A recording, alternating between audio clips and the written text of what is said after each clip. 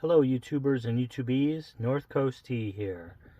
Today we're working on a 2005 Chevy Equinox. And where are we?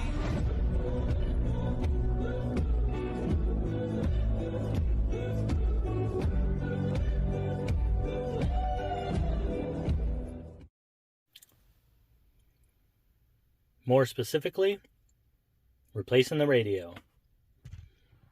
This will be the same steps basically if you have a factory or the aftermarket. I have an aftermarket that does not work, so it needs to be replaced. So, tools needed for this job are 10mm socket, ratchet, a small pry tool, and a T10 Torx if you got the newer models. On the 05 you don't have to remove the shifter handle, so the T10 is only for the shifter handle. We got to start with prying this piece here out. Looks like somebody tried to pry it out before, but you can get a pry tool in here and pry back on it. So let's get that out. So with this panel removed, you can reach under here and disconnect your switches here. And I think I'm going to be able to do this without taking this completely out, but I'll show you what you need to do to take it completely out if you need to. We'll go from there. I'm not going to remove this, like I said, because this is all open. So let me get that disconnected and start pulling up on this piece here. On the 2005 Equinox, you do not have to remove the shifter handle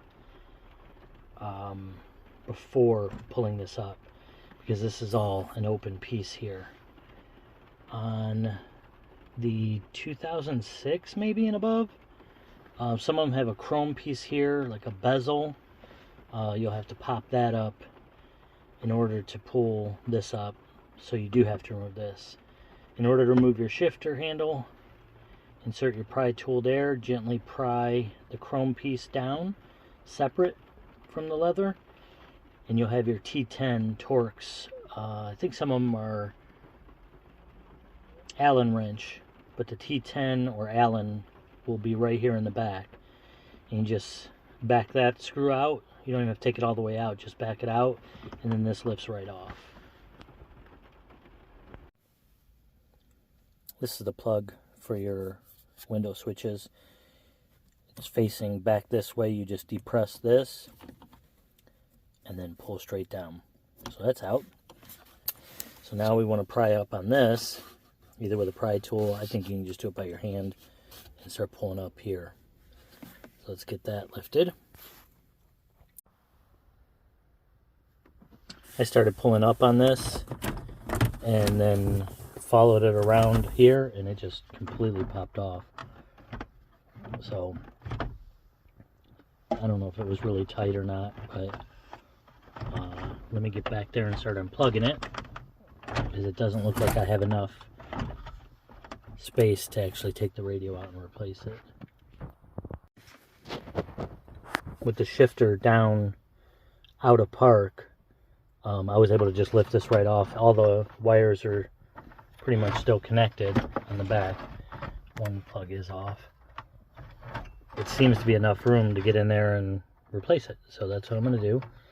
So next we got to take off 4 7mm screws, 2 on this side and 2 on this side. Okay, with your 4 screws out, just hold that out of the way and it just pulls right out. And then you can start unplugging those. And this one had an aftermarket radio, but that's not necessary. This is just my winter beater. So disconnect the plug from the back of the radio and see what's next. So mine had the 2 RCAs, the power and speakers and everything here, and then the antenna here to disconnect. That's because it's aftermarket. If it's the factory, you'll just have the factory plugs and antenna. And then you'll need some sort of kit, which this one already has because it's aftermarket, to fill up the space if you don't get a double DIN. Most people get a double DIN. So in order to remove this one, it's just got one screw on each side, and then the radial pull out of this faceplate. I bought almost the identical model. I went with Pioneer just because the plug is going to be the same. I had to take off that sleeve, and then the little faceplate surround that goes around the faceplate. It's just a trim piece.